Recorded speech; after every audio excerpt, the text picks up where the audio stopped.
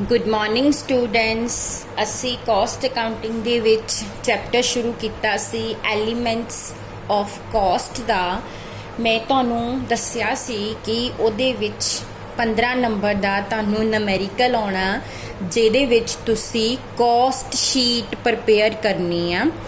ਔਰ caste sheet ਕਿੱਦਾਂ prepare ਕਰਨੀ ਆ, ਉਹਦਾ ਕੀ ਫਾਰਮੈਟ ਹੋਏਗਾ, ਉਹ ਅੱਜ ਅਸੀਂ ਇਸ ਲੈਕਚਰ ਦੇ ਵਿੱਚ ਡਿਸਕਸ ਕਰਾਂਗੇ। ਸੋ ਸਟੂਡੈਂਟਸ, ਕਾਸਟ ਸ਼ੀਟ ਬਣਾਉਣ ਦੇ ਲਈ ਤੁਸੀਂ 3 ਕਾਲਮ ਬਣਾ ਲੈਣੇ ਆ, ਪਾਰਟਿਕੂਲਰਸ ਦਾ, ਡਿਟੇਲ ਦਾ ਤੇ ਇੱਕ ਕਾਲਮ ਬਣਾ ਲੈਣਾ ਅਮਾਉਂਟ ਦਾ। ਸਭ ਤੋਂ ਪਹਿਲਾਂ ਅਸੀਂ ਸਟਾਰਟ ਕਰਨਾ ਆ ਰॉ ਮਟੀਰੀਅਲ ਦੇ ਨਾਲ।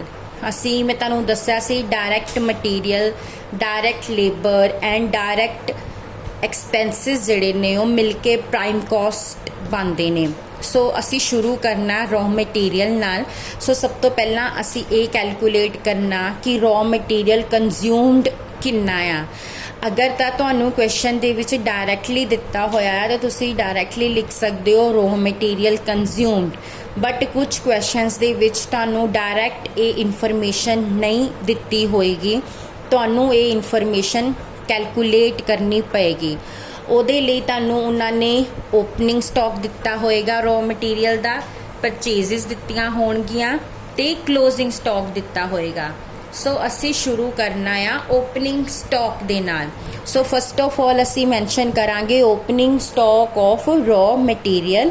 ਫਿਰ ਉਹਦੇ ਵਿੱਚ ਅਸੀਂ ਐਡ ਕਰਾਂਗੇ ਪਰਚੇਜ਼ਸ ਡਿਊਰਿੰਗ ਦਾ ਈਅਰ, ਔਰ ਅਗਰ ਕ੍ਰੈਡਿਟ ਪਰਚੇਜ਼ ਆ ਉਹ ਵੀ ਤੁਸੀਂ ਲੈ ਲੈਣੀ ਆ। ਉਸ ਤੋਂ ਇਲਾਵਾ ਅਗਰ ਕੈਰੇਜ ਇਨਵਰਡ ਦਿੱਤੀ ਹੋਏਗੀ ਕੁਐਸਚਨ ਦੇ ਵਿੱਚ, ਉਹ ਵੀ ਤੁਸੀਂ ਇੱਥੇ ਹੀ ਐਡ ਕਰ ਦੇਣੀ ਆ ਕੈਰੇਜ ਇਨਵਰਡ। ਉਸ ਨੂੰ ਓਪਨਿੰਗ ਸਟਾਕ 'ਚ ਪਰਚੇਜ਼ਸ ਐਡ ਕਰਨ ਤੇ ਕੈਰੇਜ ਇਨਵਰਡ ਐਡ ਕਰਨ ਤੋਂ ਬਾਅਦ ਜੋ ਆਏਗਾ ਉਹਦੇ ਵਿੱਚੋਂ ਤੁਸੀਂ ਲੈਸ ਕਰਨਾ closing stock of raw material. Closing stock minus ਕਰਨ ਤੋਂ ਬਾਅਦ ਜੋ ਫਿਗਰ ਤੁਹਾਨੂੰ ਮਿਲੇਗੀ ਉਹ ਤੁਹਾਡੀ ਫਿਗਰ ਹੋਏਗੀ ਡਾਇਰੈਕਟ ਮਟੀਰੀਅਲ ਕੰਜ਼ਿਊਮਡ ਦੀ। ਹੁਣ ਅਸੀਂ ਨੈਕਸਟ ਲੈਣੀ ਆ ਡਾਇਰੈਕਟ ਲੇਬਰ, ਤੁਹਾਨੂੰ ਕੁਐਸਚਨ 'ਚ ਦਿੱਤੀ ਹੋਏਗੀ। ਉਸ ਤੋਂ ਬਾਅਦ ਲੈਣੇ ਆ ਡਾਇਰੈਕਟ ਐਕਸਪੈਂਸਿਸ। ਸੋ ਇਹ ਤਿੰਨੋਂ ਚੀਜ਼ਾਂ ਅਸੀਂ ਲੈ ਲੈਣੀਆਂ, direct material consume, direct labour and direct expenses. ਜੋ ਟੋਟਲ ਆਏਗਾ ਡਿਟੇਲ ਦੇ ਵਿੱਚ ਉਹ ਤੁਸੀਂ ਬਾਹਰ ਅਮਾਊਂਟ ਦੇ ਕਾਲਮ ਦੇ ਵਿੱਚ ਇਸ ਤਰ੍ਹਾਂ ਨਾਲ ਮੈਂਸ਼ਨ ਕਰ ਦੇਣਾ, ਇਸ ਸਾਈਡ ਤੇ ਅਮਾਊਂਟ ਦੇ ਕਾਲਮ ਦੇ ਵਿੱਚ। ਤੇ ਇਹਦੇ ਅੱਗੇ ਕੀ ਲਿਖ ਦੇਣਾ, ਇਹਦੇ ਅੱਗੇ ਲਿਖ ਦੇਣਾ ਪ੍ਰਾਈਮ ਕਾਸਟ। ਇਹ ਤੁਹਾਡੀ ਹੈ ਪ੍ਰਾਈਮ ਕਾਸਟ। ਹੁਣ ਨੈਕਸਟ ਤੁਸੀਂ ਇਹਦੇ ਵਿੱਚ ਐਡ ਕਰਨੇ ਆ ਫੈਕਟਰੀ ਓਵਰਹੈਡਸ। ਇਹਨਾਂ ਨੂੰ ਫੈਕਟਰੀ ਓਵਰਹੈਡਸ ਵੀ ਕਹਿੰਦੇ ਨੇ, ਵਰਕ ਓਵਰਹੈਡਸ ਵੀ ਕਹਿੰਦੇ ਨੇ, ਠੀਕ ਆ, ਪ੍ਰੋਡਕਸ਼ਨ ਓਵਰਹੈਡਸ ਵੀ ਕਹਿੰਦੇ ਨੇ। ਸੋ ਇਹ ਤੁਸੀਂ ਐਡ ਕਰਨੇ ਆ। ਮੈਂ ਤੁਹਾਨੂੰ ਦੱਸਿਆ ਸੀ ਇਹ ਕਿਹੜੇ ਹੁੰਦੇ ਆ, ਜਿਹੜੇ ਫੈਕਟਰੀ ਨਾਲ ਰਿਲੇਟਡ ਜਿੰਨੇ ਵੀ ਇਨਡਾਇਰੈਕਟ ਐਕਸਪੈਂਸਿਸ ਨੇ ਉਹ ਸਾਰੇ ਤੁਹਾਡੇ ਫੈਕਟਰੀ ਓਵਰਹੈਡਸ ਨੇ।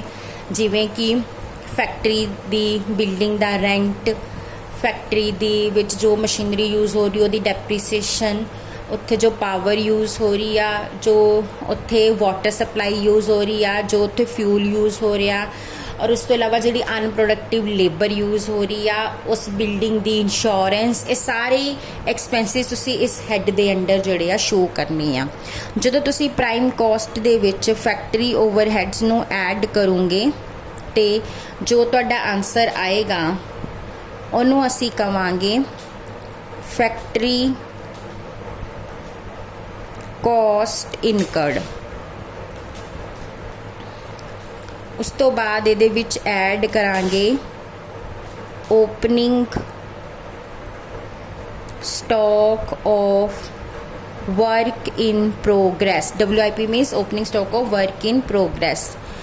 ਔਰ ਉਸ ਤੋਂ ਬਾਅਦ ਇਹਦੇ ਵਿੱਚੋਂ ਲੈਸ ਕਰਾਂਗੇ closing stock of work in progress।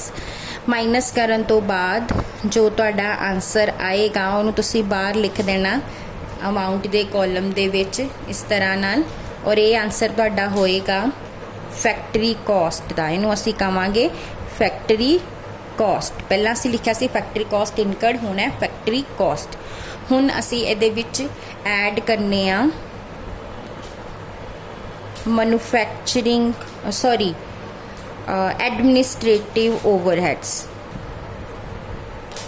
इनू असी एडमिनिस्ट्रेटिव ओवरहेड्स भी कहने आ ते ऑफिस ओवरहेड्स भी कहने आ, जिहड़े कि ऑफिस दे इनडायरैक्ट एक्सपेंसिस आ। क्लर्क्स दी सैलरी, अकाउंटेंट दी सैलरी, ऑफिस दी बिल्डिंग दा रेंट, ऑफिस दी बिल्डिंग दी इंश्योरेंस, वो सारे जिन्ने भी खर्चे ऑफिस दे हैगे आ वो सारे इस हैड दे अंडर आने आ। ते जदों तुसी ओदा टोटल डिटेल दे विच पहलां लिख लैणे, फिर टोटल करके अमाउंट दे कॉलम दे विच इस साइड ते लिख देने आ, और जो आंसर तुहाडा आएगा उहनूं असी कहांगे कॉस्ट ऑफ प्रोडक्शन। उस तो बाद फिर तुसी ऐड करना opening stock of finished goods. Add करने तो बाद जो तुहाडा आंसर आएगा उन्होंने कहांगे cost of goods available for sale. फिर इहदे विचों असी लैस करांगे क्लोजिंग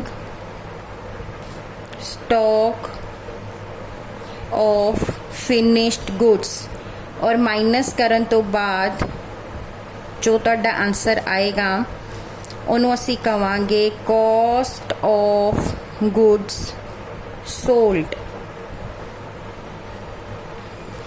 इस तो बाद नैक्सट तुसी की करना है, नैक्सट तुसी इहदे विच ऐड करने आ सैलिंग एंड डिस्ट्रीब्यूशन ओवरहेड्स। जे तुहाडे सेल्स नाल डिस्ट्रीब्यूशन नाल रिलेटिड सारे इनडायरैक्ट एक्सपेंसिस आ जाने आ, तुहाडे जिहड़ा शोरूम आ उहदे सारे खर्चे आ जाने आ, तुहाडे जिहड़े सेल्समैन आ उन्हां दियां सैलरीज, उन्हां दे कमीशनस, एडवरटाइजमेंट, वेयर हाउस दा सारे एक्सपेंसिस, जिहड़े तुहाडे हैगे आ डिलीवरी वैन दे सारे एक्सपेंसिस इस हैड दे अंडर आ जांदे आ। और जदों तुसीं इन्हां नूं टोटल करके इस साइड पा देना अमाउंट दे कॉलम दे विच, और फिर जो तुहाडा आंसर आएगा उन्होंने असी कहांगे कॉस्ट ऑफ सेल, और इनू टोटल कॉस्ट भी किया जाएगा।